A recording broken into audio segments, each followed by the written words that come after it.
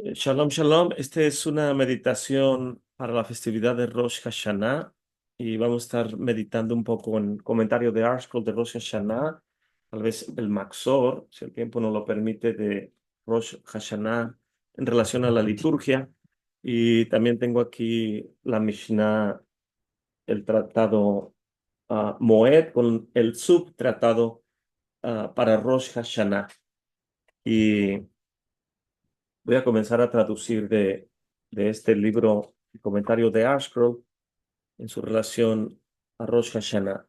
En la introducción dice, los días de asombro, que por cierto, los días de asombro en el hebreo se les llama Yamim Noraim. Los días en plural Yamim Noraim significa asombrosos. Los días asombrosos. Y los Yamim Noraim básicamente son los días entre Rosh Hashanah, que recuerdo, los días intermedios entre Rosh Hashanah y Yom Kippur, que básicamente son 7, porque Rosh Hashanah es el primer día, el segundo es en la diáspora, pero el día 10 es Yom Kippur, entonces quedan 7 días intermedios. Y a esos días se les llama Yamim Noraim. Y que por cierto, hay un libro, solo que lo tengo allá arriba, eh, de S.Y. Agnon. En inglés lo pronuncia el Morello Good. Es Y Agnon. S.Y. Agnon. Y él recibió, este autor, ah, S.Y. Agnon o S.Y. Agnon, recibió un premio Nobel de literatura por ese libro que se llama Los días de asombro. Entonces es muy interesante por si alguien quiere estudiar de los días de asombro. El, no sé si es profesor o rabino, escribió eso hace unas décadas. Y dice aquí, los días de asombro comienzan con Rosh Hashanah, el festival que tiene un delicado balance entre la seguridad eterna del judío en base a la misericordia del Creador y su temor acerca de sus acciones inadecuadas que lo hacen apartarse de lo que se requiere de su comportamiento mínimo en cuanto a acercarse al Creador. El sonido del shofar, el probar la miel con la manzana, todos los servicios que están llenos de emociones y los deseos unos a otros en las comunidades de tener un buen año y saludable año, todo esto son aspectos de la atmósfera de Rosh Hashanah y que permanecen en nuestra conciencia a través del año, durante nuestra vida, en el ciclo de nuestra vida, cada año. En este comentario, Mesora Publicaciones, o sea, ArtScroll, se enorgullece de poder tener una selección de elementos importantes de la festividad de Rosh Hashanah para que el lector pueda involucrarse en esta literatura. La meta de los autores de este libro es proveer color, respaldo, significado, autenticidad a las observancias y aspectos de este profundo y significativo festival. A menudo se dice que así como uno a menudo olvida que la gente, que la gente deja actividades muy importantes en su vida porque se convierten en hábitos tradicionales, esto no debe ser parte de la humana naturaleza, en cuanto a los aspectos de Rosh Hashanah. Cuando los judíos son llamados para examinarse a sí mismos y poder recordar sus errores a través del ciclo del año y elevarse en percepción, aspiración y, y acción. El año nuevo comienza con el aniversario de la creación del ser humano no con la creación del mundo físico, que comenzó 5 días antes de la creación del ser humano. Así es de que Rosh Hashanah, perdón, es el tiempo cuando el hombre es juzgado para determinar qué tan bien ha vivido de acuerdo a las expectativas del cielo, como está implícito en la declaración, hagamos al hombre. Es, Esto significa una profunda esperanza en que lo que tenemos en este libro ayude a los lectores a absorber el mensaje de Rosh Hashanah. El libro contiene 4 secciones: una introducción, aspectos generales, puntos de vista que ofrecen una colección fascinante del pensamiento rabínico, además de otros tipos de enseñanzas e interpretaciones. Punto 3, leyes y costumbres. Y punto 5, las oraciones de la festividad, concentrándose en el servicio del sonido del shofar y la comida festiva. Es lo que más importante que tiene aquí en la introducción. Y en la parte 15 comienza una introducción: que me hagan su rey. El santo bendito es él, dijo, en Rosh Hashanah reciten delante de mí versículos que hablen de la soberanía del Creador, de recordar al Creador y del sonido del shofar. Soberanía para que me hagan su rey. Recordatorios para que recuerden que tienen que elevarse delante de mí por el bien de ustedes. ¿Y a través de qué? A través del sonido del shofar. Esto viene en la Gemara Rosh Hashanah 16a y 34b. Punto 1. Rey y gobernante.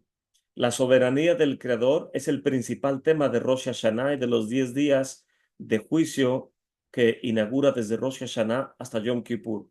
El servicio del día está lleno con referencias al Creador como un rey y con oraciones que nos hace percibir su señorío sobre todo los seres humanos.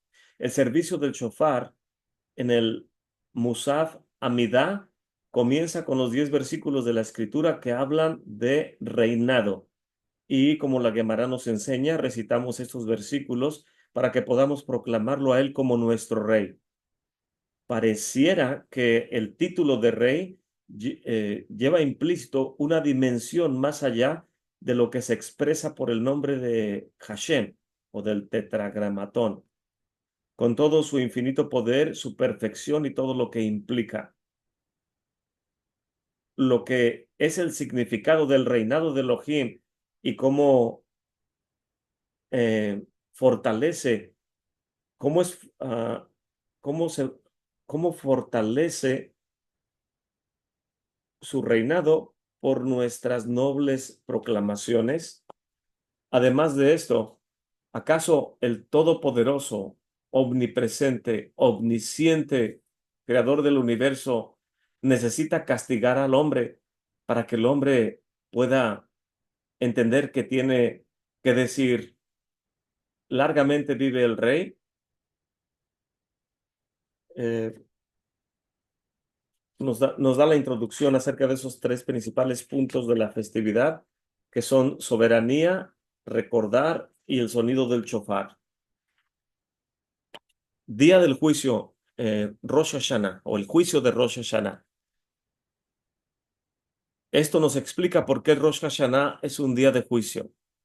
Cualquier plan inteligente tendría que ser evaluado de vez en cuando para poder ver qué tan bien se espera que tenga éxito, ya sea que los involucrados puedan asignar o llevar a cumplimiento los roles que se les asignaron, o si la meta se está cumpliendo, ya que es el deseo del creador del universo que el hombre lo proclame rey, o el ser humano lo proclame rey. Hemos escogido el aniversario de este día cuando todo comienza, para poder revisar los resultados del año anterior y determinar cómo vamos a prepararnos para el que viene. Esencialmente es nuestro entendimiento del calendario judío de saber cada uno de los festividades bíblicas y cómo cada una de ellas nos ofrece una oportunidad de renovar la, el propósito, el regalo espiritual, el reto y todo lo que representa la festividad. Las observancias religiosas del pueblo judío no solamente es recordar eventos desde tiempo antiguo, para darle seguimiento a la tendencia moderna, perdón,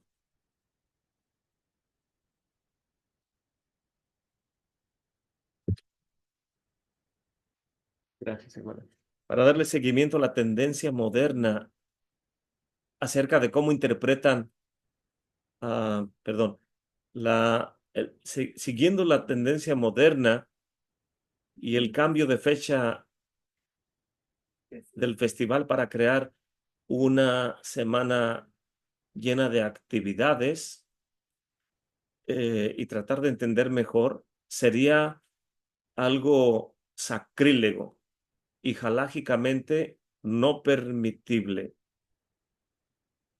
Cambiar las fechas de las festividades sería no dar en el blanco del propósito de lo que la Biblia nos explica acerca de ello. Una vez que la luna nueva ha sido establecida, el festival continúa incontrovertidamente en las fechas asignadas para ello. Emanaciones de santidad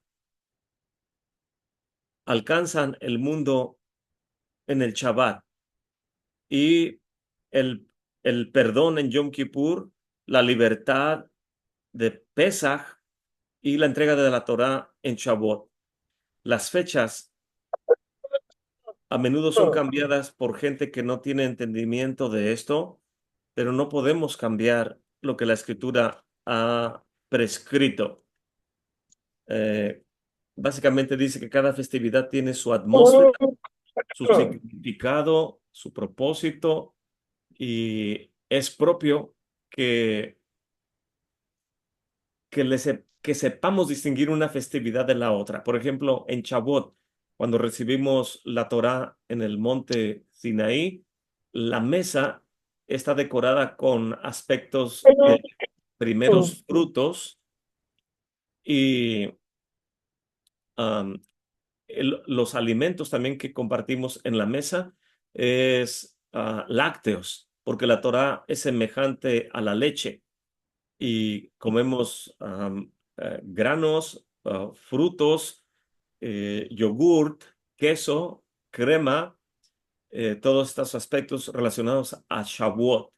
Mientras que en Rosh Hashanah tenemos los alimentos simbólicos, la cabeza del pescado, la cabeza del borrego, que nos recuerda que somos cabeza y no cola, y que nuestros enemigos sean como tal,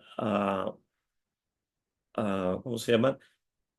Uno de los vegetales que tenemos en el plato y todos estos aspectos que rodean Rosh Hashanah, las manzanas con la miel y, y todos estos detalles.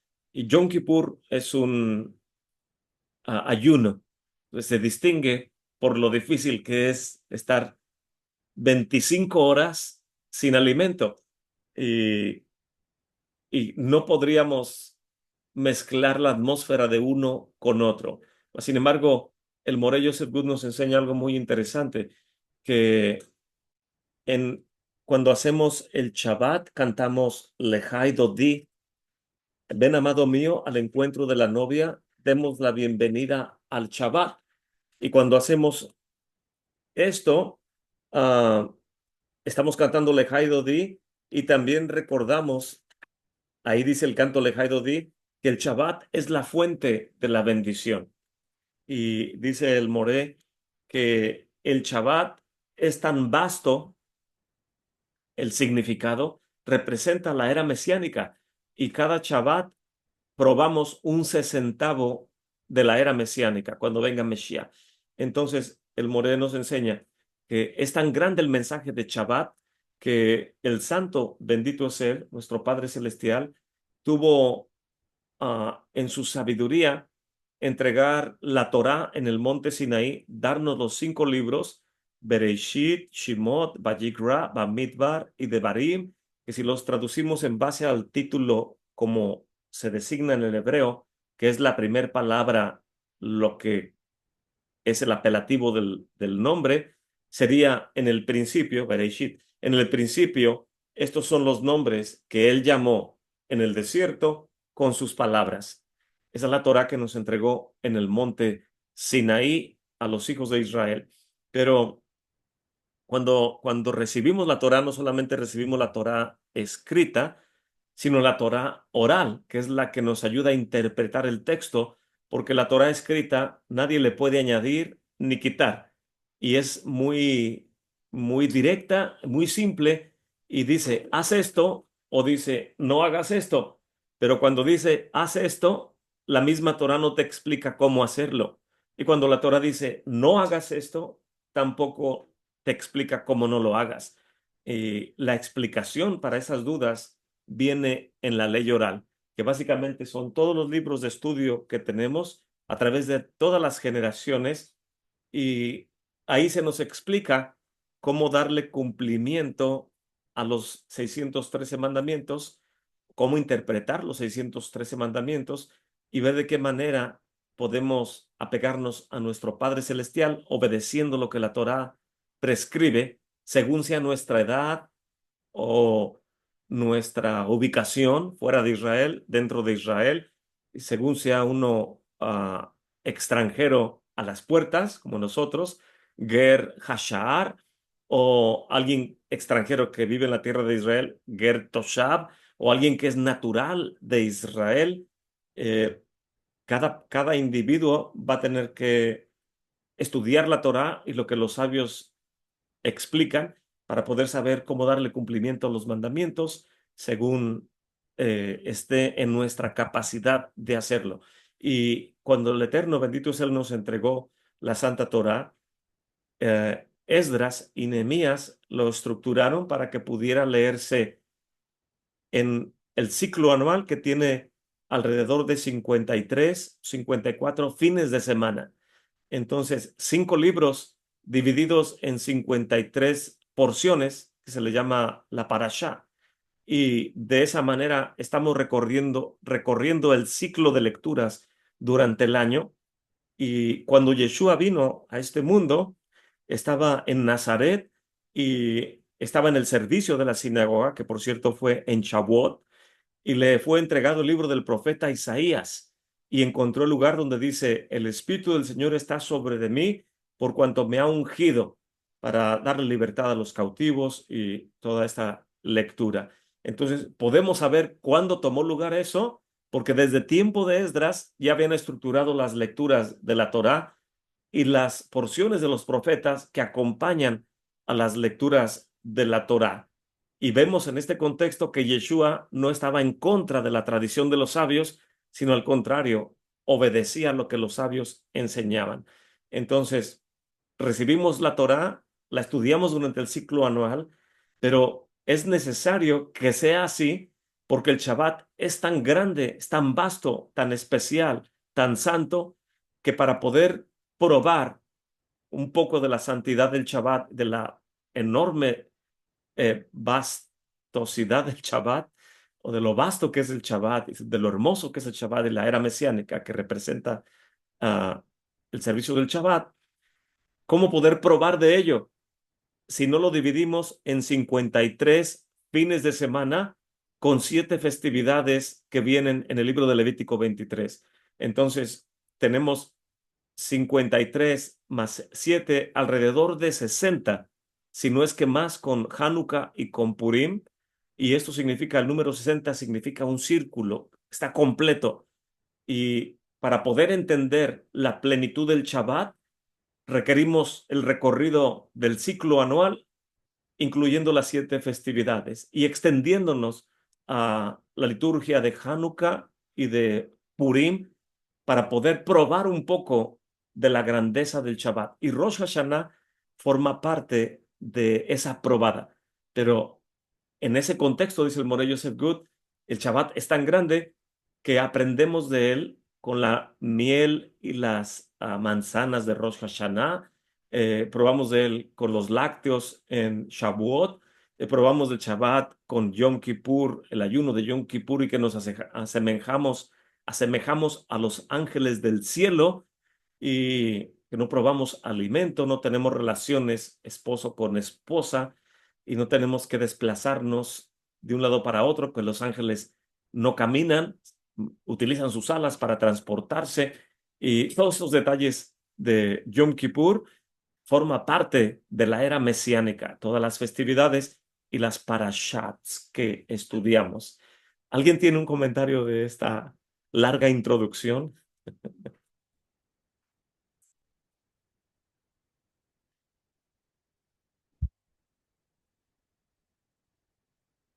Parece que Charlie hoy no tiene preguntas. Voy a continuar traduciendo entonces. Entonces, el shofar, dice el comentario de Arshcroll, describiendo el marco del servicio de Musaf, la Gemara especifica que los versos del shofar tienen el efecto de traer delante del Creador del universo el recordatorio del pueblo judío para beneficio de ellos mismos. Es algo impactante e impresionante el poder contemplar lo que se requiere para que aceptemos la absoluta soberanía del Creador, y poder darnos cuenta que su total y sin medida de tiempo, reinado sin medida de tiempo, nos recuerda que delante de Él todas nuestras acciones son traídas a la memoria. Él tiene conocimiento de todo lo que hacemos todo el año, pero en Rosh Hashanah comienza el día del juicio. Si esto es lo que el Eterno en su juicio ha organizado, ¿quién podría sobrevivir delante de lo que Él hace para escrutinizar las acciones del ser humano? ¿Cómo puede el ser humano evitar el inevitable veredicto que va a llegar sobre el ser humano en esta festividad? La escritura lo asemeja como a una mancha profunda en una prenda, que dependiendo de lo profundo de esa mancha, tal vez si no está muy profunda, lo puedes lavar con jabón y limpiarlo y se va a desaparecer. Si está más penetrada la mancha, tienes que tallar con más vigor y usar más jabón y estar trabajando más para dejar esa prenda limpia. De igual manera, dependiendo del extento de la mancha espiritual que el individuo trajo sobre sí mismo a través del ciclo anual, va a tener el creyente que trabajar en limpiar esas manchas para prepararse y presentarse delante del Creador del universo. La escritura en el libro de Jeremías 2, verso 22, habla de esto como un Niketam, dice como una mancha profunda. Esto simboliza a una persona que ha estado tan involucrada ah, en transgredir, que se ha vuelto parte de él, de tal manera que esa persona que se involucró tanto en transgredir ya no recuerda el lenguaje de Teshuvah. Que, por cierto, habíamos leído acerca de Yom Kippur el domingo pasado, acerca de la importancia de Teshuvah. Y recuerdo que el Moré me ayudó a siempre que tengo una duda o no logro anclar bien una idea, eh, trato de buscar en los libros para no molestarlo a él, pero cuando no encuentro en los libros o encuentro y no lo entiendo, entonces agarro el teléfono para llamarle a ver si puede ayudarme a entender esos conceptos. Y recuerdo que cuando hicimos el estudio del siervo sufriente, eh, es otra dimensión, el poder traducir esos versículos que no dicen, he aquí el Cordero de Dios que quita el pecado del mundo, sino dice, he aquí el siervo de Elohim que, que quita las transgresiones de este mundo, que carga con las transgresiones de este mundo. Y le dije, More, ¿cómo podemos entender la obra del siervo sufriente? ¿Cómo, cómo Mesías viene a este mundo y carga sobre él las transgresiones de la humanidad? Pero ya tenemos Yom Kippur. ¿Para qué necesitamos a un Mesías si tenemos Yom Kippur? Que los sabios de Israel nos dicen que si el Eterno, bendito es Él, en su grande misericordia, nos hubiera dado un Yom Kippur en 70 años de vida del ser humano, hubiera sido suficiente para purgar nuestras transgresiones y presentarnos delante de Él para poder ser llevados en la balanza y que el Eterno, bendito es Él, pueda emitir un decreto para el ser humano. Si solo tuviéramos un Yom Kippur, sería suficiente para poder derramar nuestra alma en arrepentimiento y que la balanza pudiera librarse de las acusaciones por las transgresiones que hicimos durante toda la vida. Pero dicen los sabios de Israel, no solamente el Eterno nos dio Yom Kippur, si nos dio un Yom Kippur en cada ciclo anual. En otras palabras, cada año tenemos una oportunidad de que nuestras transgresiones puedan ser quitadas de la balanza. Y entonces le comento al Morello Servil, le digo, More, pero de acuerdo a la Torá, tenemos las ofrendas en el santuario para poder acercarnos a nuestro Padre Celestial. Y cuando pecamos involuntariamente, entonces podemos traer un hatat. O cuando no se ha resuelto el asunto, si soy responsable o no responsable para poder traer un hatat, un korban hatat, que es una ofrenda por transgresión involuntaria, traemos un asham. Mientras se resuelve si soy culpable o no soy culpable, uno trae una ofrenda para el altar, que es como una pausa mientras se resuelve el asunto. Y ya después, si se resulta que no era culpable yo de la transgresión, el Asham cubre por esa duda. Pero si se resuelve que sí era culpable, tengo que traer un hatat. Entonces tenemos el Corban Olá, una ofrenda totalmente quemada, el Corban Hatat por transgresiones involuntarias, el Corban Asham, donde no se ha resuelto el asunto. Y, y todo esto es por transgresiones involuntarias, que alguien no se dio cuenta o no lo hizo a propósito. Y, pero en Yom Kippur le comentaba yo al Morillo Sebgut, le dije, More, pero en Yom Kippur decimos que perdonas el hatat, que son la transgresión involuntaria, el abón, el pecado, y el pesha, que es la transgresión voluntaria. Y para transgresión voluntaria no hay ofrenda que se traiga sobre el altar. Y, y le dije, More, ¿por qué en Yom Kippur decimos que perdonas el pesha también, si no hay ofrenda para ello?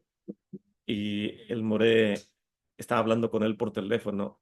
Dice, Edgar, tienes que entender que la Torá dice que no hay ofrenda por transgresión voluntaria. Entonces, ¿de qué manera lo interpretamos? Y le dije, no sé, por eso le estoy preguntando. Dice él, por Teshuvah. Somos perdonados por la transgresión voluntaria en base a nuestra Teshuvah, a nuestro arrepentimiento. ¿Qué tanto nos duele el haber transgredido voluntariamente de tal manera que lo reconocemos delante de nuestro Padre Celestial y Él en su misericordia perdona los pecados voluntarios, pero es a través de Teshuvah, no es a través de un hatat, ni de un asham, ni de un olá. Es en base a hacer arrepentimiento, que es lo que me ayuda para que la balanza se libere del peso de acusación que había en contra de mí. Y este es algo que la ley oral nos enseña. Los sabios de Israel lo enseñan desde tiempos antiguos, de tal manera que cuando viene Mesías, la pregunta es, ¿para qué queremos un Salvador si podemos arrepentirnos en Yom Kippur? Y Yeshua viene a enseñarnos que la acusación que había contra el ser humano, el justo por los injustos, para traer muchos hijos a la gloria. Y el único que puede vencer a la muerte es Mesías. ¿Por qué? Porque cuando el Hasatán lo acusa, el acusador, valga la redundancia, acusa a Mesías, y Mesías dice, nadie me quita la vida, tengo el poder para ponerla y tengo el poder para volverla a tomar, porque ese es el mandamiento que recibí de mi padre. Y Mesías es llevado al madero y al ser llevado, al ser acusado, siendo él inocente, el acusador literalmente se convierte en un asesino, de tal manera que pierde su autoridad de acusar porque ha dado muerte a un hombre que era inocente y no era culpable de nada. Y al Mesías obedecer a nuestro Padre Celestial, dice, Padre, que pase de mí esta copa, pero que no se haga mi voluntad, sino la tuya. Y era necesario que fuera así. No fue fácil para Mesías, que su sudor era como gotas de sangre de el saber que tenía que poner su vida en rescate por los demás. Pero ¿de qué manera nos rescata Mesías? Para que nuestra conciencia, es lo que dice el libro de Pedro, dice, ¿de qué manera la Tevilá nos ayuda? Me voy a ello para no...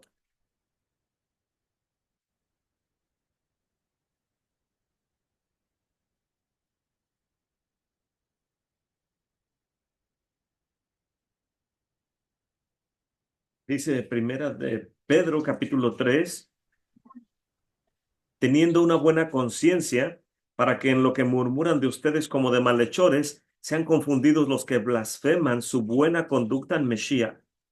Porque mejor es que padezcan haciendo el bien, si la voluntad de Elohim así lo quiere, que haciendo el mal. Porque también el Mesías padeció una vez por los pecados, el justo por los injustos, para llevarnos a Elohim, siendo la verdad muerto en la carne, pero vivificado en el espíritu.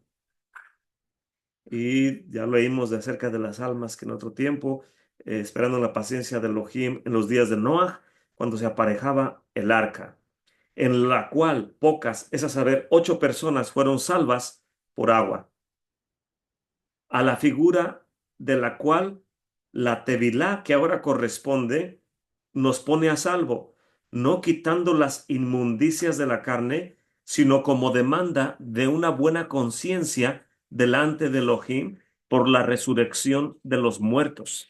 Esto significa que la victoria de Mesías sobre el acusador es que al morir un inocente por los culpables, viene a traer la restauración de lo que se había perdido en el huerto del Edén. Y el libro de Corintios dice, porque en parte conocemos y en parte profetizamos. Se nos ha dado una probada de la restauración que va a venir en la era mesiánica. Y ahora, a través de Mesías y su obra de redención, envía el Ruach HaKodesh a nuestros corazones. Y de esa manera podemos apegarnos a la observancia de los misbots, no por obligación, sino por amor. Ya nadie nos obliga a estar estudiando, a estar entendiendo. Ahora nos nace del corazón, como decía la hermana al principio, ¿dónde puedo encontrar esos libros de Isaías? ¿Dónde puedo aprender? ¿Cómo puede mi Neshama elevarse? Todo esto es porque Mesías nos ha mostrado el camino. Y esto no significa que al pueblo ortodoxo no se lo ha mostrado. Ellos también conocen el camino. De hecho, tienen las herramientas porque también anhelan la restauración y la redención. Pero nosotros, que el amor de nuestro Padre ha sido derramado en nuestros corazones porque sabemos que no somos dignos de que un justo muriera por nosotros, ahora esto constriñe nuestros corazones para que nadie nos obligue a amar a nuestro Padre Celestial. Y por eso el libro de Romanos y el de Gálatas nos enseña acerca del pueblo judío, que tienen celo de Elohim, pero no lo entienden completamente y están trabajando en ello. Se espera de nosotros que tenemos esta revelación, que nuestro Yom Kippur sea más ligero que el de todos ellos, porque ya hemos, ya hemos sido reconciliados al haber elevado nuestra conciencia y nuestro entendimiento para que la balanza siempre esté más ligera y no haya tanta acusación en contra de nosotros. En un mundo perfecto debería de ser así, mas sin embargo, vemos que aunque somos creyentes en Mesías, no se nos hace difícil poder ser esas almas elevadas y luchamos contra la tentación cada día y luchamos con cómo controlar lo que hablamos, cómo controlar lo que comemos, cómo dormir lo que es necesario, no de más, no comer de más, no dormir de más, no trabajar de más, sino cómo poder tener una vida balanceada. Si Mesías ya vino a nuestra vida, deberíamos de exceder al pueblo judío en todas estas cosas, porque ellos no conocen a Mesías, dicen algunos, pero tanto ellos, desde tiempos antiguos, utilizan la teshuvá, el arrepentimiento, para poder acercarnos a nuestro Padre Celestial en el día del juicio en Yom Kippur y que el decreto no sea tan severo, pero todo comienza desde Rosh Hashanah, el día del juicio, cuando los libros se abren, se abre el libro de los justos, el libro de los injustos y el medio de los intermedios, de los tibios, de los que no son ni fríos ni calientes y los que dicen, cuando llegue el momento me arrepiento. Y ya vimos la semana pasada lo que eso trae de consecuencias, que es difícil que alguien que piense así encuentre el camino a Teshuvah, sino que al contrario, encuentra obstáculos o del cielo se le ponen obstáculos para que ese tipo de personas no se le facilite hacer Teshuvah, por cuanto no están entendiendo la importancia de la Teshuvah o del arrepentimiento.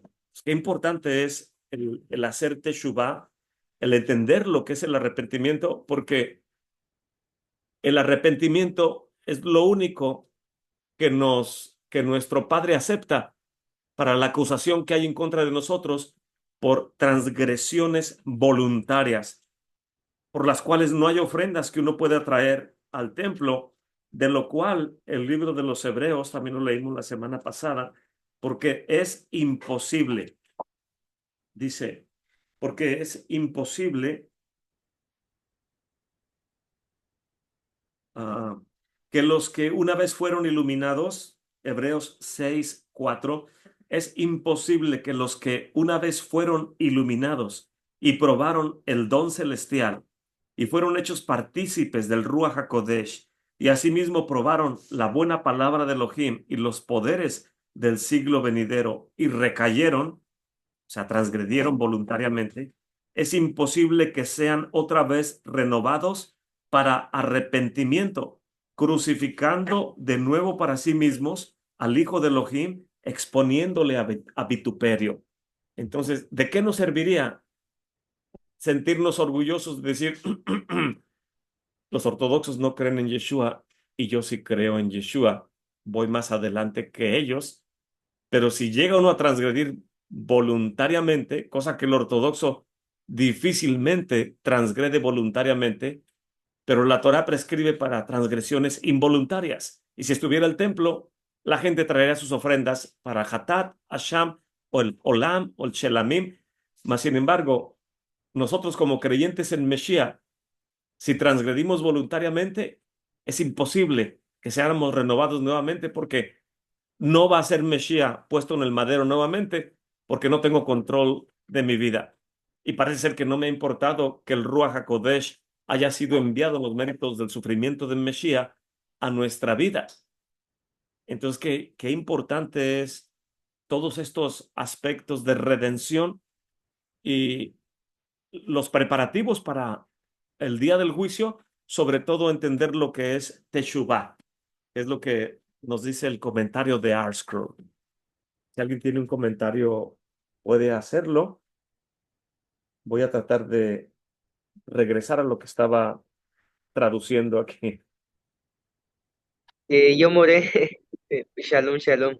Sí, tengo un comentario, bueno, una pregunta acerca de lo que dice del pecado de que no se puede llegar a perdonar los pecados que son voluntarios, pero nos referimos a el que premeditadamente lo hizo por su propio deseo o porque tuvo en sí un resbalón, una caída sin control, por así decirlo.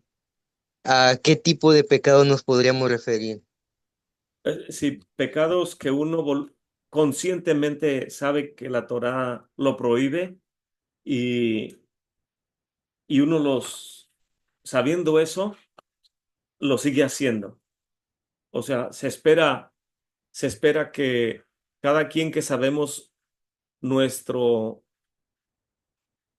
nues- de qué manera nos tienta la inclinación al mal, y si en este año no logro arrepentirme de ello y llega Yom Kippur o Rosh Hashanah Yom Kippur y no me arrepiento de ese mal hábito y el enemigo sabe que puede tentarme por ese lado, en el año que viene, si lo vuelvo a hacer, ya es voluntario y puedo, Hashem no lo permita, ser zarandeado por el Hasatán, no porque él tenga poder sobre mí, sino porque yo se lo estoy otorgando al no arrepentirme y no limpiar mis iniquidades voluntarias.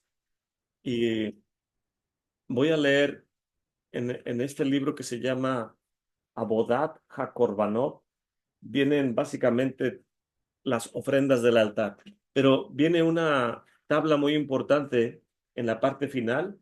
Dice 36 pecados que por causa de estos 36 el individuo es puesto fuera del campamento. Dice, o sea, si alguien peca voluntariamente haciendo esto, ya tu Neshama no es parte del pueblo de Israel. Cuando te sacan del campamento, es que pecas voluntariamente y no quieres ser parte de la comunidad. Y desgraciadamente, yo sé que nadie de ustedes lo dice, pero hay gente que dice, a mí nadie me va a decir lo que yo tengo que hacer. Y a mí el que me la hace, me la paga. Y van a saber quién soy yo. Hay gente que piensa así, pero nosotros en Mesías ya no pensamos así. Y esas personas si fuera en tiempos bíblicos, el Sanedrín diría, no eres parte de nosotros, sáquenlo del campamento, que, que del cielo se emita el decreto hacia esa persona y que el Sanedrín terrenal, en base a la Torá, lo saque del campamento. El alma es cortada en ese sentido y se llama 36 pecados de, de ser cortado espiritualmente, dice aquí. En inglés dice 36 Sins of Spiritual Excision. Y vienen estos primeros 15 aquí en la lista de los 36. Los primeros 15 son las 15 relaciones prohibidas. Y quien tiene relaciones con su madre, esa persona es cortada. Quien tiene relaciones con la esposa de su padre, o sea, con su madrastra. Quien tiene relaciones con una hijastra, o el hombre con un hombre, o un ser humano con un animal, o una mujer, perdón, un hombre con un animal, o una mujer con un animal, una bestia, o una madre con su hija, o un varón con una mujer casada, o un varón con su propia hermana, o un varón con la hermana de su papá o su tía, o un varón con la hermana de su madre, o sea, su tía por el lado de la mamá, o un varón que tiene relaciones con la hermana de su esposa, o sea, su cuñada, o un varón que tiene relaciones con la esposa de su hermano, o el que tiene relación con la esposa de un hermano de su papá, o sea, con su tía segunda, y quien tiene relaciones con una mujer en su periodo menstrual. Esos son 15 transgresiones que te cortan de ser parte del pueblo de Israel si lo haces voluntariamente. Y luego viene la número 16, que es por blasfemia. Aquel que maldice al creador del universo utilizando el tetragramatón. Aquel que es idólatra. Dice, aquel que lleva a cabo cualquiera de las 4 acciones de hacer servicio idólatra o cualquier servicio específico de forma peculiar que es muy propio de de actos de idolatría. Que actos de idolatría, recuerdo, los mencionamos creo hace un par de semanas en el estudio de Ezequiel y era, trato de recordar, uno de ellos era arrodillarse, otro era postrarse, derramar vino, y no recuerdo el cuarto. Comida, ¿verdad? Comida, vino, postración y arrodillamiento, algo así. Y el número 18, por dar nuestros hijos al culto de Moloch, Molech. Ese es el número 18. Voy a controlar. O sea, cuando alguien hace todo esto voluntariamente, es cortado del pueblo. Número 19. Quien, quien va delante de los que les dicen el futuro, adivinadores. Número 20. Quien desconsagra el Shabbat. La explicación dice aquí, alguien que transgrede en algunas de las 34 maneras de desconsagrar el Shabbat. 39 maneras que significan actos creativos que están prohibidos en el Shabbat, como escribir en Shabbat, dibujar, cortar, sembrar, cosechar, surcir, todas estas cosas. Número 21. Comer comida santificada en condición de impureza. Número 22. Entrar al Beit HaMikdash en condición de impureza. Número 23. Comer grasa prohibida de los animales kosher. O sea, la grasa le pertenece al altar. Número 24. Comer sangre. Número 25. Comer lo que sobra de las ofrendas del altar. Que las comidas del altar tienen cierto tiempo para el consumo. Si pasó el tiempo requerido por la Torá y uno tiene que quemar esa comida y no comérsela, si alguien la consume es ah, y no le dice a nadie, o sea, si alguien tiene relaciones con la esposa y ella está en su periodo menstrual y nadie se da cuenta, pero él sí sabe y lo hace a propósito, el decreto viene del cielo, no del Sanhedrin, que no tenemos Sanhedrin funcionando plenamente hoy en día. Y número 26, comer pigul, dice la explicación aquí, alguien que come de una ofrenda que fue sacrificada con con un tiempo de consumo incorrecto en su mente. De que sabes que no te la vas a comer a tiempo, pero aún así lo vas a intentar. Número 27. Comer ofrendas en áreas no prescritas para ello.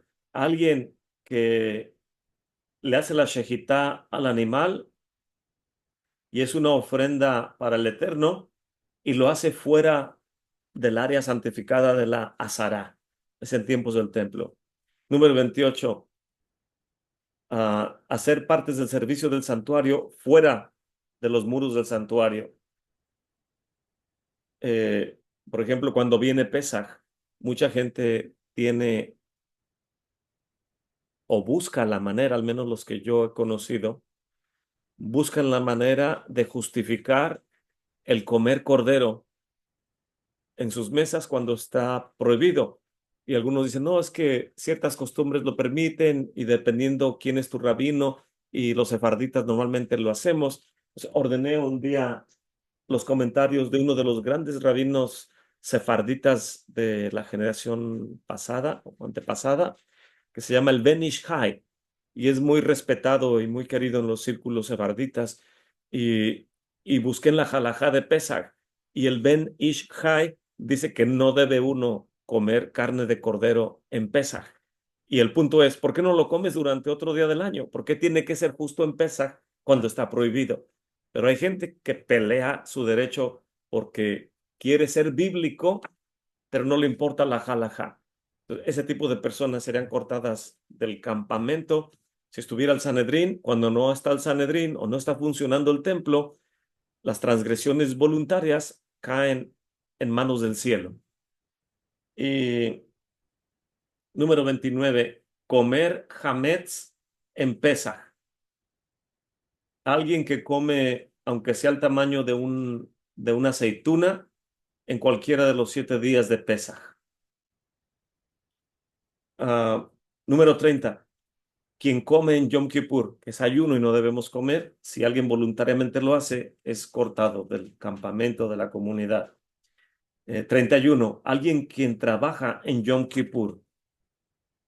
32, alguien que busca hacer la fórmula del aceite de la unción. Número 33, alguien que quiere duplicar, hacer la fórmula del incienso. Número 34, alguien que quiere ser ungido con el aceite de la unción. Número 35, Pesaj, alguien que no está en condición de pureza y,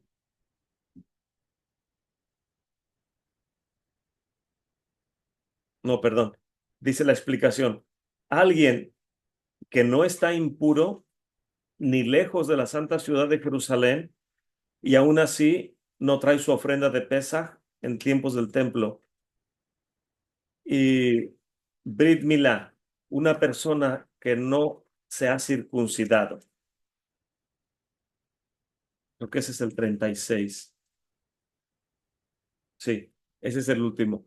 Entonces, estos son los 36 pecados o transgresiones en base a los cuales quien las hace voluntariamente está transgrediendo. Y me imagino que el libro de Hebreos está hablando que quien peca voluntariamente haciendo algo de ello es como si expusiera a Mesías a vituperio. Y vemos que estas son transgresiones, posibles transgresiones del mundo ortodoxo, cosa que ellos están bien conscientes de ello y evitan, de acuerdo a los niveles de halajá, el tan siquiera acercarse a que alguien pudiera interpretarse que está transgrediendo alguno de esos 36. Mientras que en nuestro mundo no judío, nuestro problema es más allá de eso que no sabíamos, que no entendemos ni la halajá ni nada de estas cosas. Entonces, para nosotros es más complicado porque no conocemos el rango de observancia de los misbots y saber hasta dónde puedo, se, se me, se me interpreta que estoy haciendo lo correcto y hasta dónde yo no puedo arriesgar a que me acusen de estar haciendo lo incorrecto. Entonces, por ejemplo, si, si yo soy una persona que quiero usar kipa para mostrar que tengo temor del cielo, puedo traer una kipa muy pequeñita en alguna esquina de mi cabeza o puedo traer una muy grande que me cubra casi hasta las cejas. porque así me gustan. Entonces, el mínimo requerido, alguien puede decir, no veo que traiga kipa, como yo con aquel joven que traía como el pelo afro la primera vez que fui a Jerusalén y salieron esos jovencitos a danzar en las calles de Jerusalén. Y es como un espectáculo para quienes andamos caminando, los turistas y la gente que vive en Jerusalén, por causa de la profecía que viene, creo, en el libro del profeta Jeremías. Nuevamente se verán en las calles, se oirán en las calles de Jerusalén voz de novio, voz de novia, voz de niños jugando en las calles. Entonces, cuando salen los jovencitos y los niños con su música y empiezan a danzar ahí, es como que ver que se está cumpliendo esa profecía. Y andaban ahí estos jovencitos y el Morello Sebgut me dice, Edgar, ven para que veas. Esta es parte de las promesas de la redención que ya están tomando lugar aquí en la Santa Ciudad. Y me acerqué y entre el montón miré a este jovencito con un afro así y todos los demás con su kipa. Y yo dije, ¿y ese será ortodoxo también que anda entre ellos? Estoy seguro que sí, pero ¿qué kipa trae? Y en una vuelta que dio en el aire, en uno de sus pasos de danza o de baile que estaba haciendo, le miré la kipita chiquita con un broche colgando entre los chinos. Y dije, oh, si es ortodoxo, cierto, si es ortodoxo. Entonces, dentro del rango de observancia, él traía lo mínimo requerido por su estilo de pelo y otros pueden traer más grande. Por ejemplo, los de los peyotes, hay quienes no se los cortan para que nadie los acuse de que está pasando la navaja por su barba, pero hay otras comunidades sefarditas que lo cortan ah, con tijera muy apegado a la piel y es parte de cómo es la costumbre en sus comunidades de ellos. Entonces, ejemplos como esos, dependiendo de nuestras comunidades donde nos reunamos, es como nos comportamos eh, para hacerlo. Hace creo que un año, un poquito más, ¿no? Creo que sí, hace como un año, visité a unos hermanos que están en Aguascalientes, posiblemente estén aquí los hermanos, y cuando me invitaron a un servicio de Shabbat, los saludé a todos y vi que faltaba un varón que estaba siempre las veces anteriores que había ido. Y les dije, hermanos, ¿y dónde está el otro varón? Y uno de los hermanos que estaba ahí dice, no, hermano, él dejó de venir porque dijo que si nosotros no poníamos agua en la copa de Kiddush antes de hacer el Kiddush, no lo estábamos haciendo correcto y otras cosas que él decía que teníamos que hacerlo de cierta manera. Y le dije, pero ustedes son su comunidad. La comunidad tiene que regularse por los mismos miembros de la comunidad, cómo se ponen de acuerdo para poder apegarse a los misbots. Y dijo este hermano, pues sí, pero él dijo que nosotros no hacíamos bien las cosas y se fue. Y les dije, se fue a otra comunidad y no recuerdo qué me dijo el hermano, si sí o si no, o si estaba en su hogar reuniéndose, no recuerdo bien. Pero vemos que hay este tipo de actitudes en medio de nuestras comunidades que, que muchas veces sin conocer la halajá o sin saber si la comunidad está preparada para un nivel de observancia, eh, hay individuos que quieren imponer a otros ciertos niveles de observancia y debemos tener un mínimo requerido para que la comunidad vaya caminando de la mano y todos por amor queremos servirle a nuestro Padre Celestial y, y no caer en ese rango de que nos puede llevar a transgredir voluntariamente y, y que se nos obstruya el camino a la Teshuvah.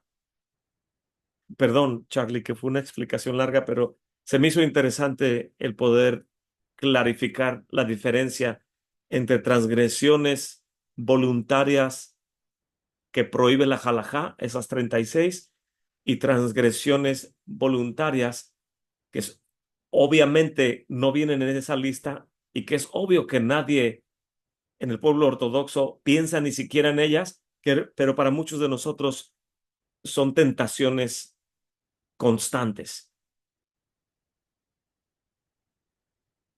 ¿Alguien tiene algún otro comentario?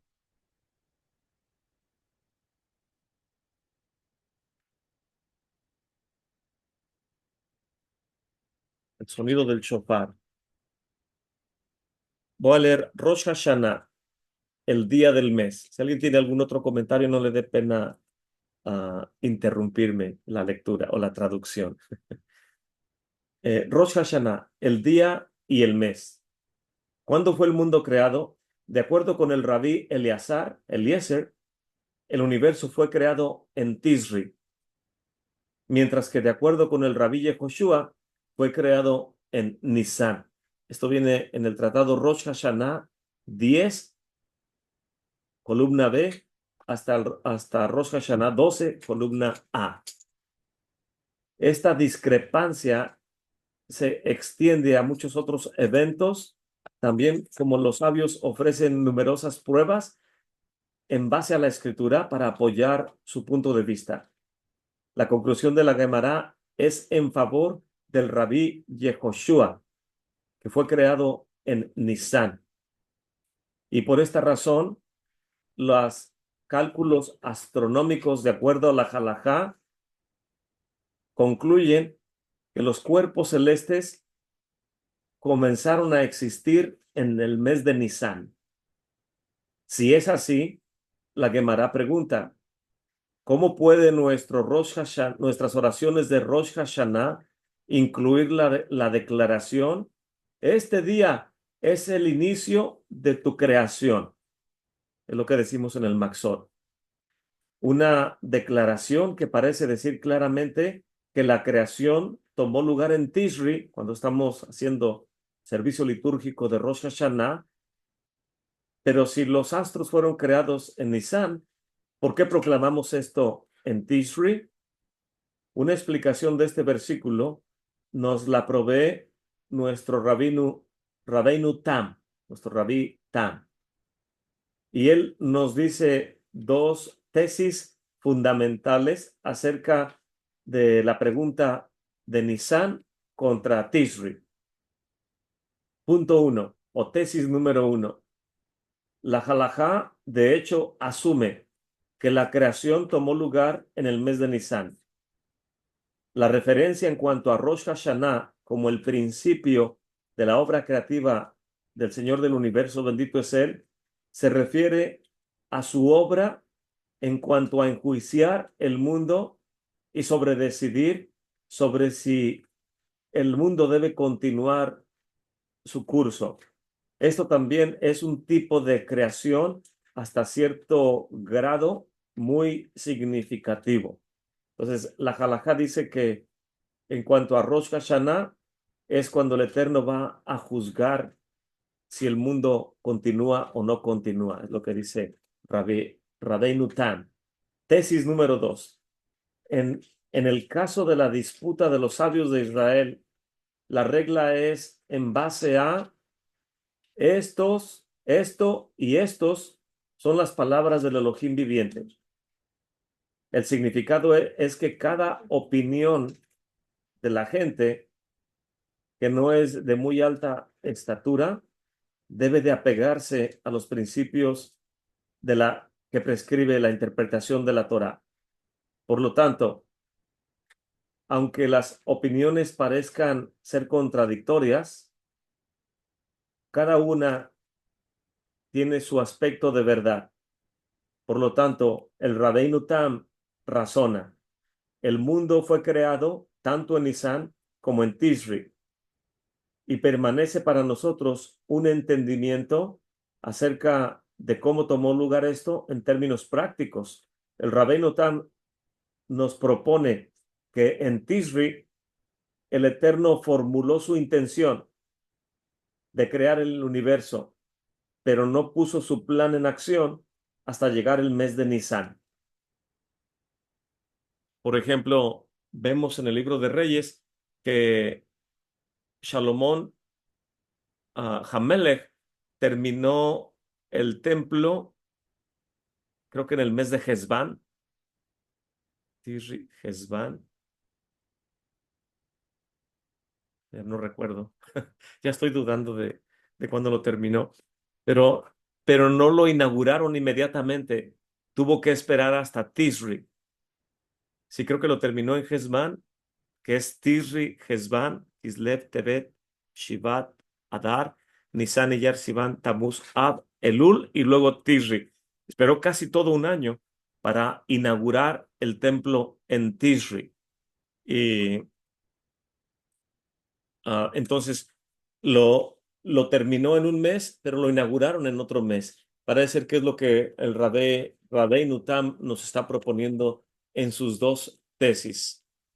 Y otro punto de vista de Rosh Hashanah dice el séptimo mes.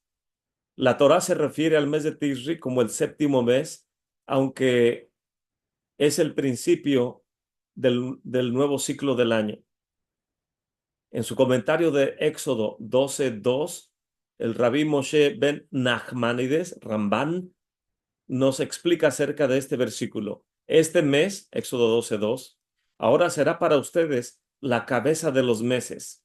Este es el primero para ustedes de los meses del año.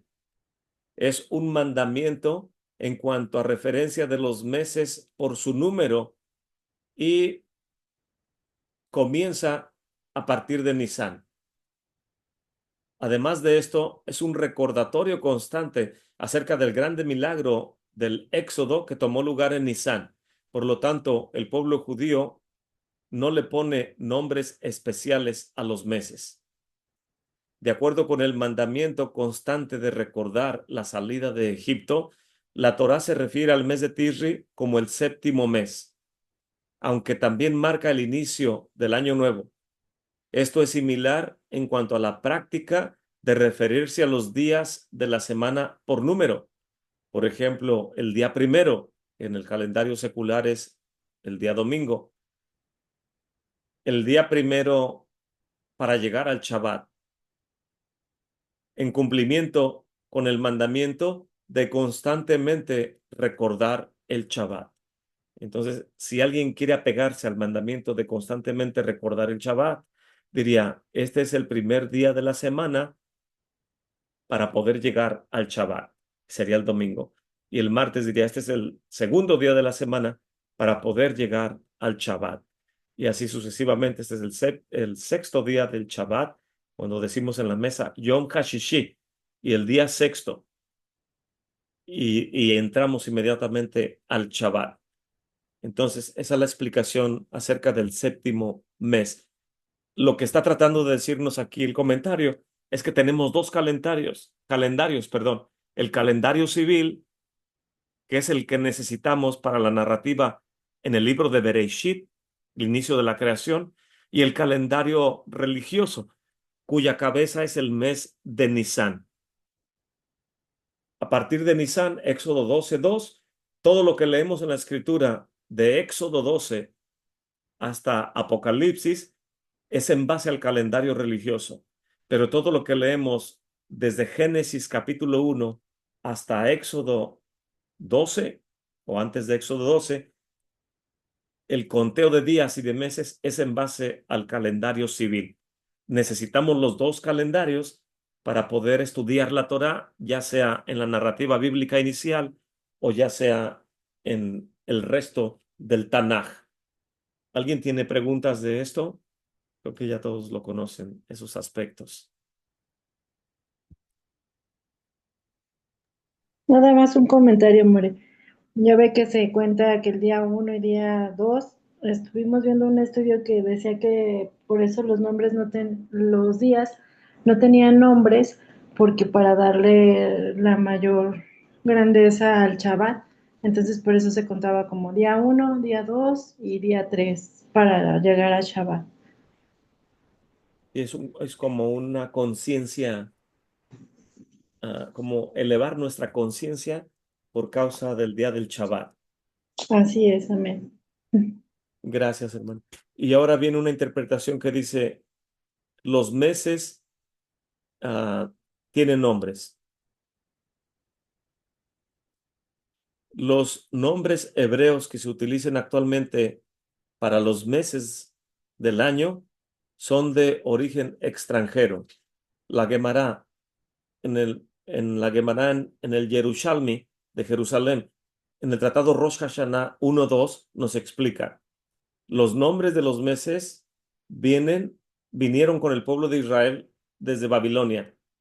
El significado de los nombres de nuestros meses no son de fondo hebraico, sino babilónico. Y ellos así están en efecto recordándonos para ello el exilio babilónico. ¿Por qué el pueblo judío desechó el recordatorio de la salida de Egipto y agarró estos nombres paganos?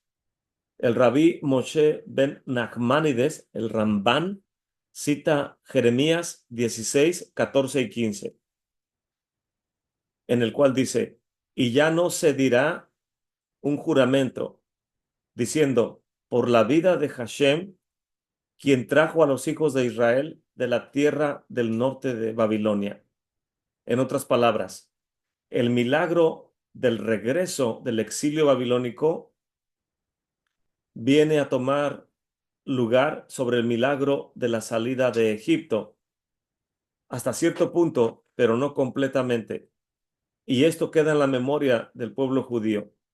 Por esta razón, dice el Rambán Nachmanides, por esta razón es que la Gemara especifica que los nombres de los meses son de origen babilónico. Después del regreso del exilio babilónico, fue incumbente sobre el pueblo judío recordar el milagro de haber sido liberados del exilio de Babilonia. ¿Y cómo lo recordamos? Mencionando los nombres de los meses para que no se nos olvide durante el ciclo del año que fuimos traídos de regreso por la misericordia de Hashem. Eso es lo que decretó el Sanedrín. Y desde tiempos de Esdras y Nehemías, hoy en día nosotros, aunque no estemos de acuerdo con eso, no tenemos autoridad para cambiar los nombres de los meses del año de acuerdo a la halajá, porque ninguno de nosotros tiene la estatura de Esdras, de Nehemías, de Ezequiel, de Zacarías, de Ageo, de Malaquías, todos estos profetas que regresaron con Esdras y Nehemías de Babilonia, se pusieron de acuerdo para poder estructurar los libros de oración, para poder hacer la Haggadah de Pesach y poder prescribir para que la comunidad tenga manera de que cuando el templo vuelva a ser destruido, podamos apegarnos a lo que la Torá nos prescribe que hagamos. O sea, si no va a haber templo, ¿cómo voy a ¿cómo hago para que mis hijos no olviden y mis nietos el significado del Hatat, del Olam, del Hasham? ¿Cómo hago para que no olviden que fuimos rescatados de Egipto y que fuimos también restaurados y rescatados de Babilonia? Hoy en día vemos acerca del Islam que su tarea de ellos es establecer el Estado Islámico en todo el mundo, sea de la manera que sea. Y vemos cómo ISIS en el Estado o los representantes del Estado Islámico hace algunos años, cuando iban entrando a ciertas comunidades, destruían sinagogas, destruían iglesias, ¿cómo se puede decir? Los monumentos o librerías antiguas, quemaban los libros, todo lo que estaba a su paso lo destruían, porque al Islam no le conviene tener una conciencia de lo que se hacía en generaciones antiguas. Ellos quieren establecer un Estado islámico actual al cual no le importa nada de la antigüedad. Y el pueblo judío, por el contrario, somos diferente a ese tipo de prácticas.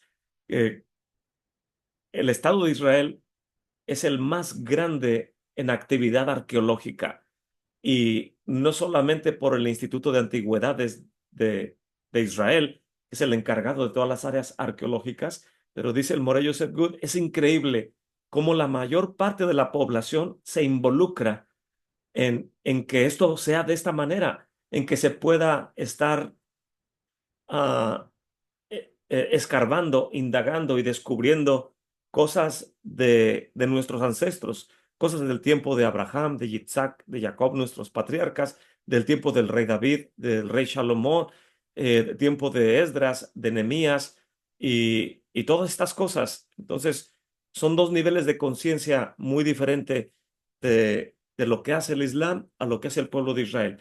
Y si en el pueblo de Israel no queremos olvidar para aprender de nuestros errores. Y si mencionar Tisri, Hesban, Kislev, Tebet, Shivat, Adar nos recuerda que por nuestras transgresiones el templo fue destruido y fuimos exiliados, entonces al mencionar esos meses no se nos va a olvidar y vamos a anhelar la redención, que pueda venir Mesías prontamente, instituir el reinado de la casa de David en la santa ciudad de Jerusalén, que instituya el Sanhedrin y que de la santa ciudad salga la Torá a todas las naciones y que pueda regir con vara de hierro a todo el mundo.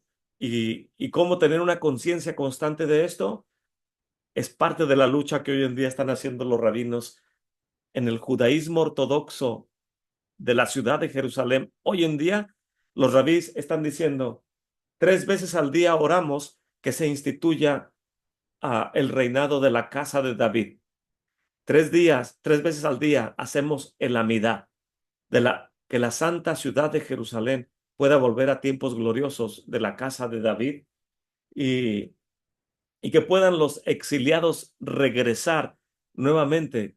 Lo oramos 3 veces al día en el amidad, todas estas cosas. Y los rabís dicen: ya estamos en Jerusalén, ya tenemos el ejército peleando por la nación, ya tenemos comunidades que están regresando de diferentes países, el idioma hebreo es el lenguaje oficial de la nación, de Medinat Israel, de la nación de Israel, y todo está funcionando de una manera acelerada.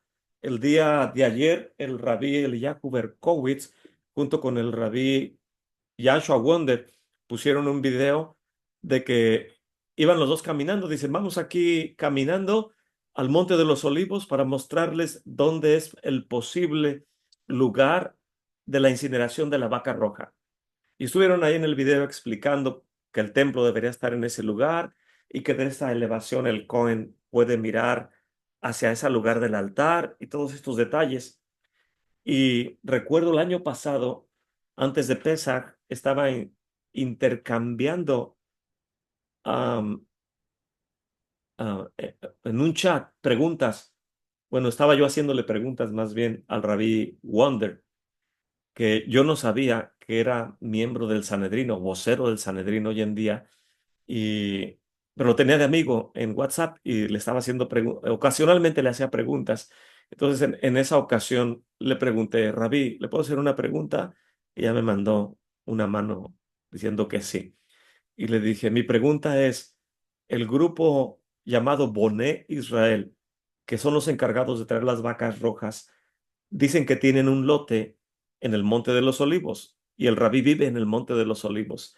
Y le dije: Rabí, cuando se haga la incineración de la vaca roja en el Monte de los Olivos, que puede ser pronto en nuestros días, le dije: el lote de ellos está muy al norte.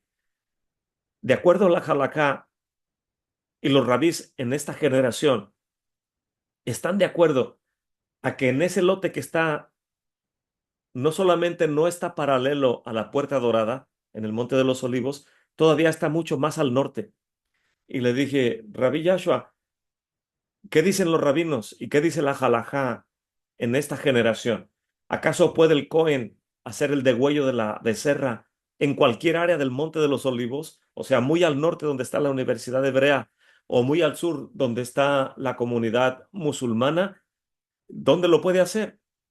Porque obviamente frente a donde se supone que está el templo está la iglesia católica que se llama Dominus Flevit. Y le dije: y ese lote está muy al norte. Y me contestó el rabí, dice: Edgar, ¿tú qué sabes de ese lote? Se supone que es un secreto. Y le dije: Rabí, no, no ha de ser un secreto, porque ellos mismos han hecho sus videos Y al estar viendo yo sus videos, he rastreado el lote y fui al departamento de lotes de la Santa Ciudad de Jerusalén y vienen los mapas de la Santa Ciudad y le piqué a esa área y me aparecieron los lotes con su delineación geográfica de acuerdo a los propietarios. Y le dije, y aquí tengo la ubicación del lote que ellos tienen. Y dice, envíamelo. ¿Y en qué video lo viste? Y le envié el video. Le dije, al minuto 30 segundos se ve la puerta dorada y, y de esa manera pude ubicar este lote. Y entonces se lo envié. Dice, ahorita te contesto más preguntas. Y ya me esperé unos minutos y me llamó, perdón, me volvió a contestar y dice, Edgar, tienes razón, ese lote está muy al norte. Y le dije, ¿los rabís creen que ese lote es candidato? Y dijo, Edgar, los rabís tienen dos lotes como candidatos y te puedo decir que ese no es uno de ellos. Y no sabía cómo preguntarle más porque normalmente no quiere contestar, nomás me manda manos así o así. Y, y le dije, gracias, Rabí, por su respuesta. Le dije, una pregunta más. De esos dos lotes que tienen como candidatos los rabinos hoy en día, y que no es este que yo estoy diciendo, o que el Boné Israel dice, le dije, de esos dos lotes, ¿cuál es su favorito? Y, y dije, no me va a mentir, porque un judío no miente, me va a tener que decir cuál de los dos es.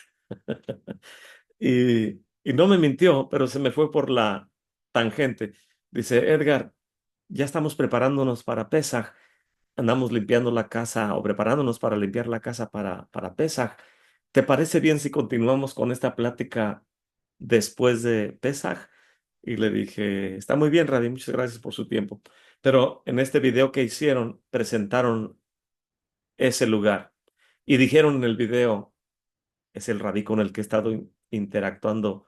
ah, Le dije, ahora le pregunté al rabí, ellos dos dijeron que ese lote es un candidato de los rabinos para la incineración. Dije, ok, ya supe dónde está uno, que todo el mundo lo hemos sabido todo el tiempo, porque el Instituto del Templo así lo ha explicado. Y entonces le mandé una nota al rabí Eliyahu. Le digo, rabí, disculpe, de los dos lotes que hay de candidatos, ¿van a presentar el otro también?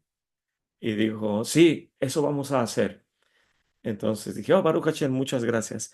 Dije, voy a esperar a que hagan el video para presentar el otro lote de candidato para la incineración. Pero platico todo esto porque es la halajá del mundo ortodoxo. Cuando Mesías venga, el mundo ortodoxo es el que va a estar a cargo de la construcción del Beit HaMikdash.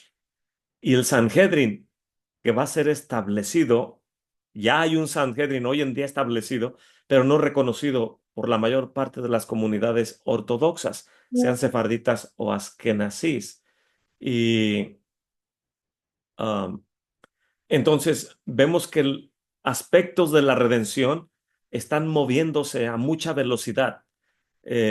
Otra jovencita judía que ha estado peleando para que se quite todo tipo de idolatría de las tumbas de los profetas en el territorio de Israel, eh, llevan a soldados, perdón, los soldados llevan a comunidad a, a la tumba de Yosef, que está en una ciudad ah, árabe en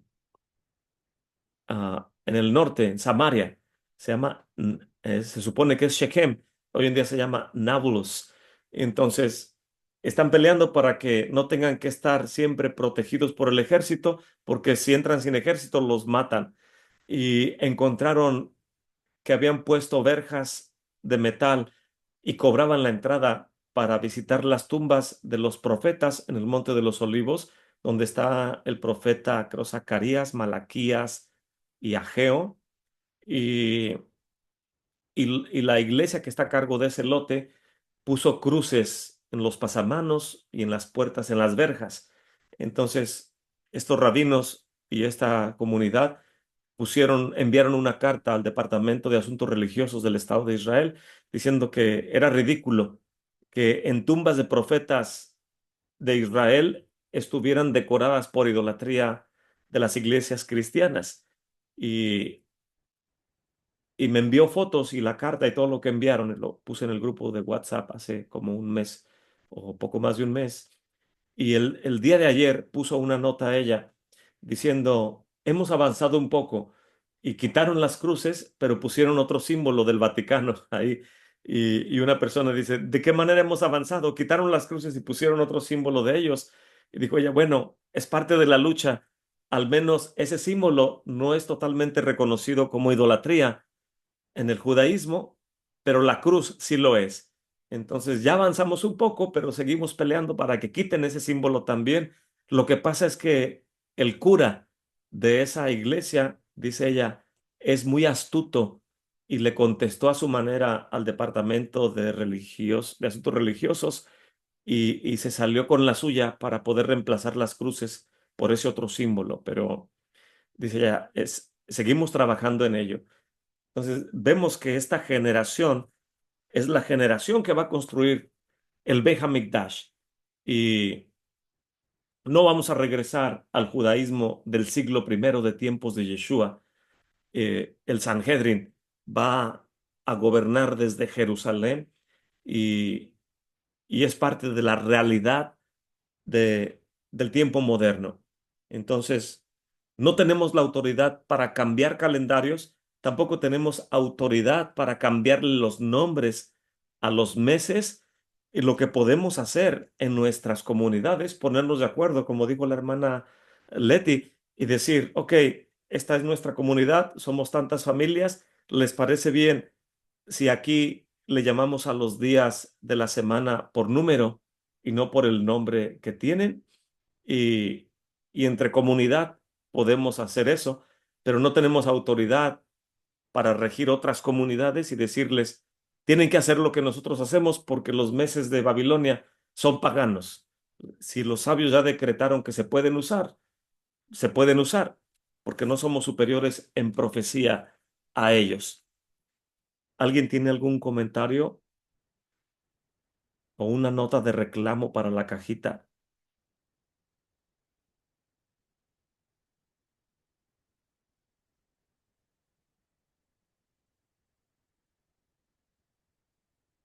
Entonces lo que dice esta, no voy a leer todas estas explicaciones, que está muy largo.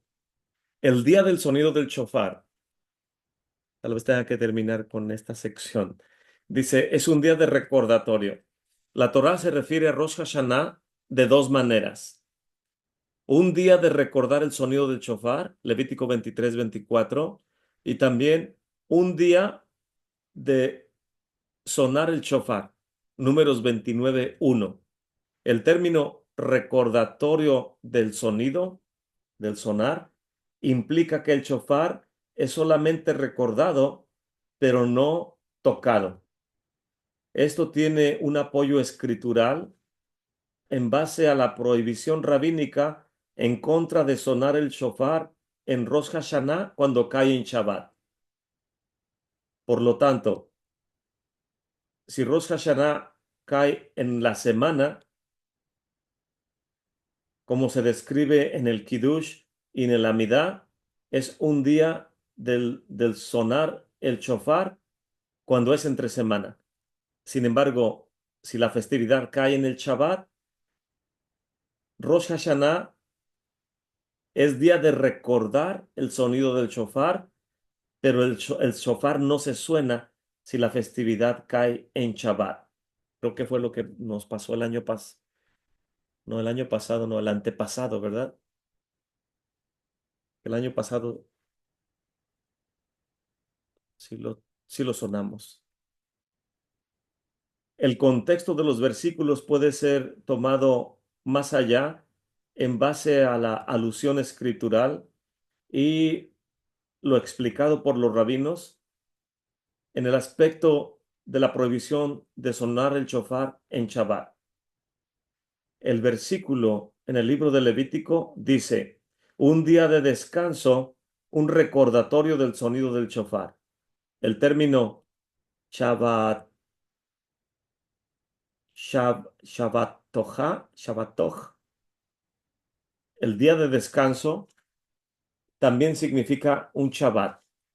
en el libro de Números, donde la palabra recordatorio es omitida, la palabra que nos menciona es Shabbatoj, día de descanso. No, perdón, Shabbatón, día de descanso. También esta palabra no aparece.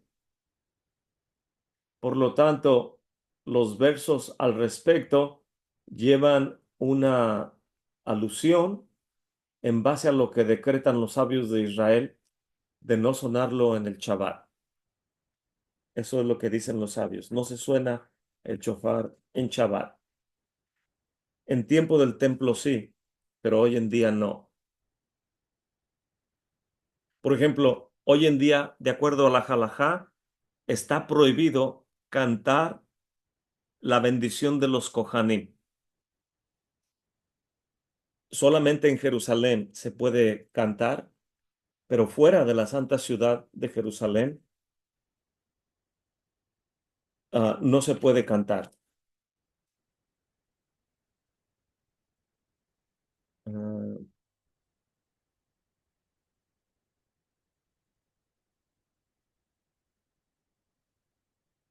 el shofar, viene otra explicación. El Taná, o sea, un sabio del periodo de la Mishnah, de Beit Eliyahu, nos recuerda las palabras del rabí Yehoshua ben Karja. El shofar, perdón, no fue creado excepto para el bien de Israel.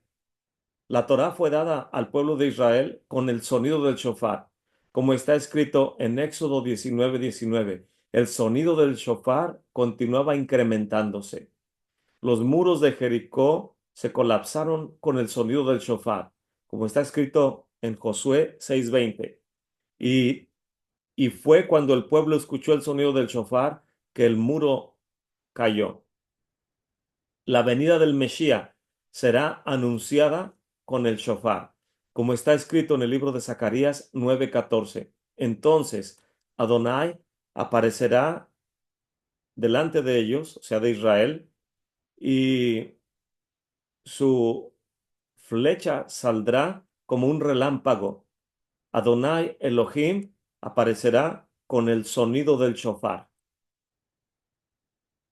La el regreso de los exiliados también tendrá lugar en base al sonido del shofar, como está escrito en Isaías 27:13.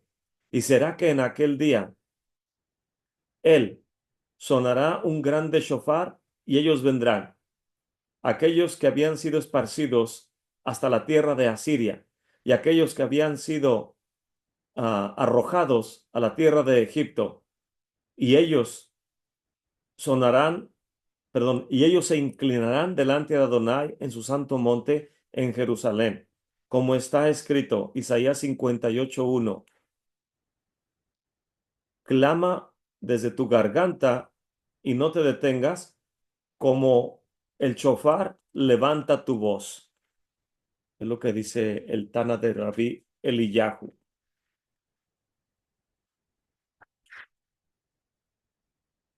10 simbolismos. El rabí Sadia Gaón enumera 10 significados simbólicos acerca del mandamiento del shofar. Número 1. Rosh Hashanah marca el aniversario de la creación del mundo. Fue cuando el día en que el Eterno proclamó su soberanía sobre toda su creación.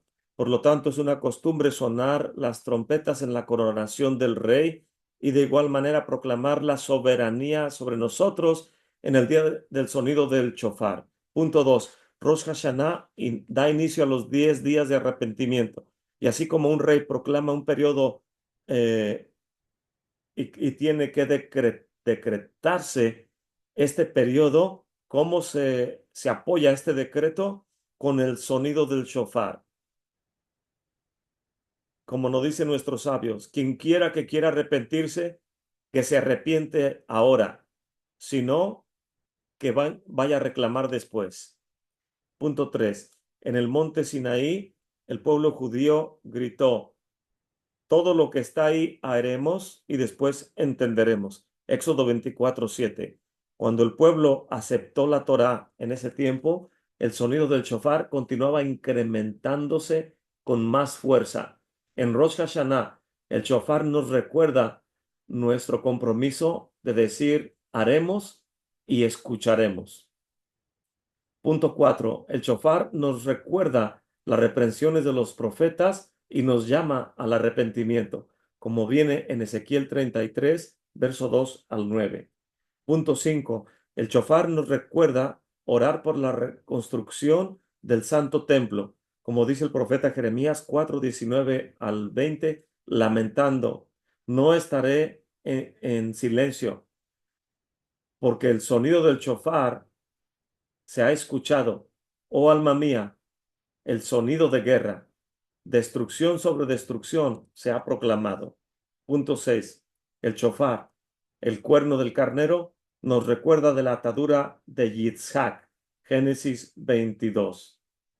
Punto 7. El sonido del shofar inspira temor y temblor en los corazones de quienes lo escuchan, como dice Amós 3:6, preguntando, ¿puede un shofar ser sonado en una ciudad? ¿Y acaso la gente al escucharlo no temerá? Punto 8.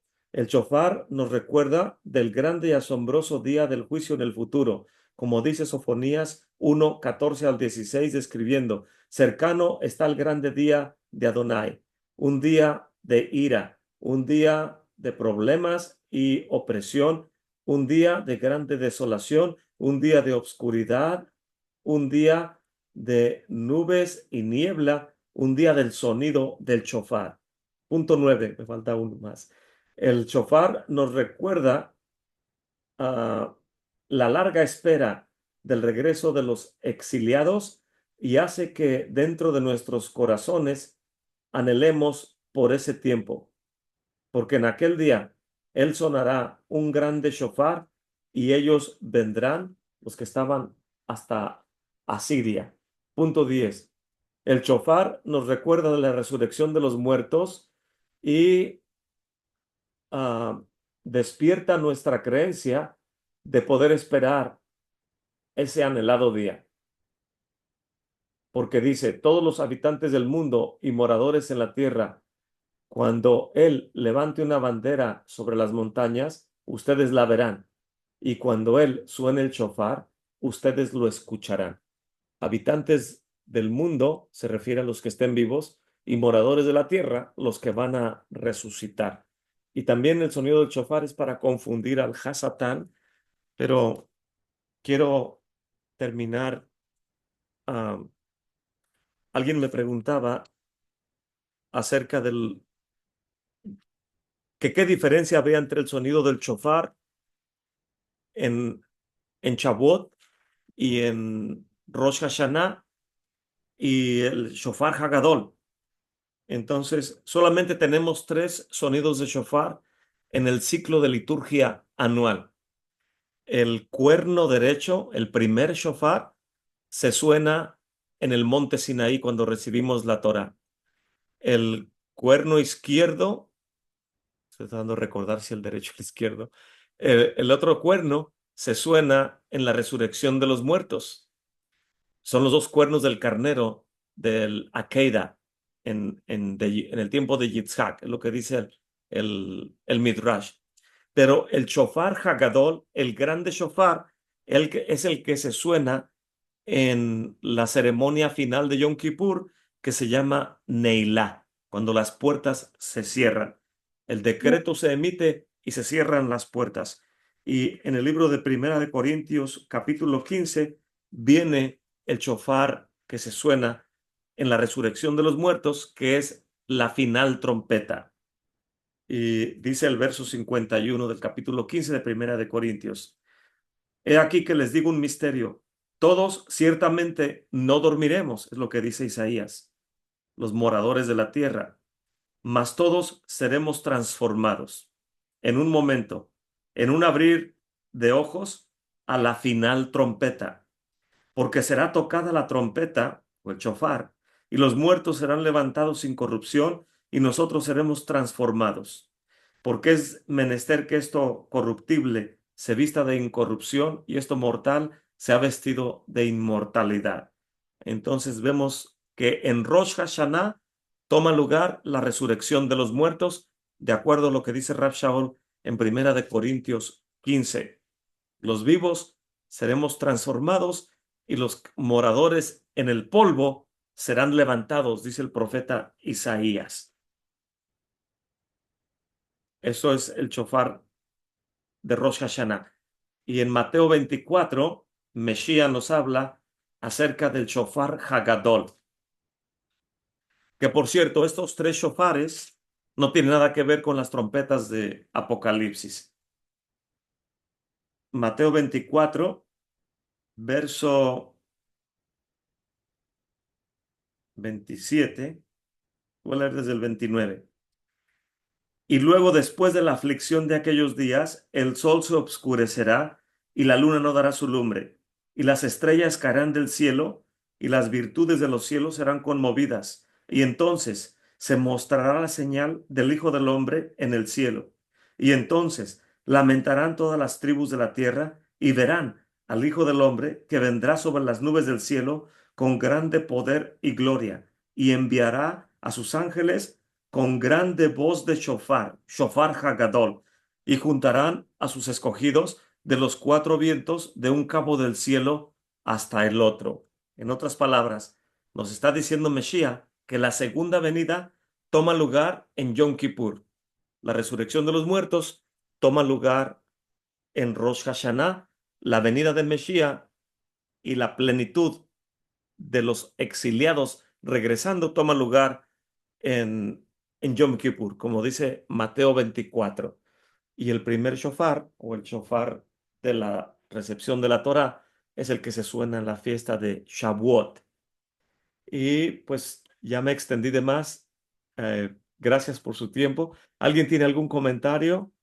Quien se tenga que ir puede con confianza irse. No fue mi intención tenerlos tanto rato aquí.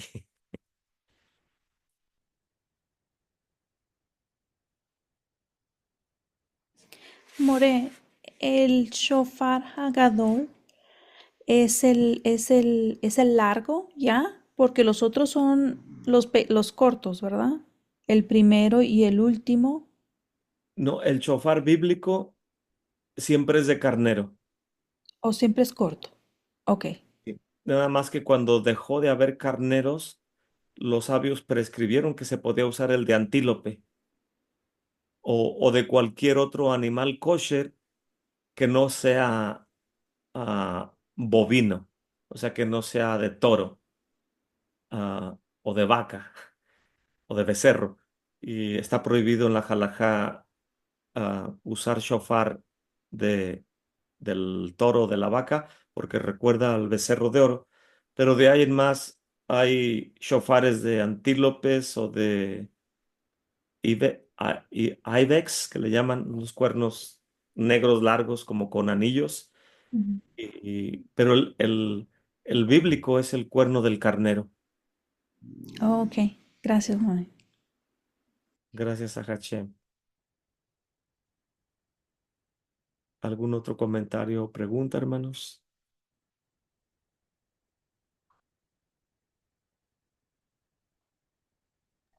Yo moré con el plato del ceder del Rosh Hashanah.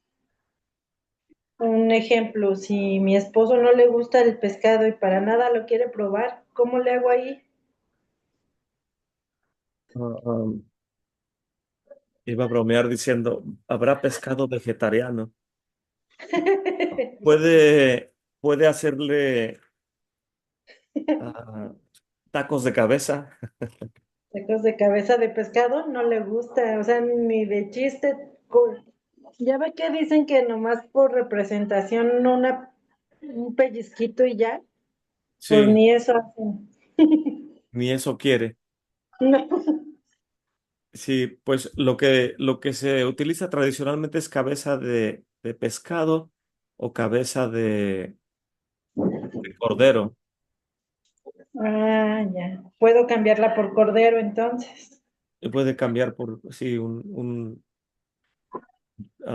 si encuentran una cabeza de cordero por ahí, pero es básicamente un simbolismo, como usted Sí. dice.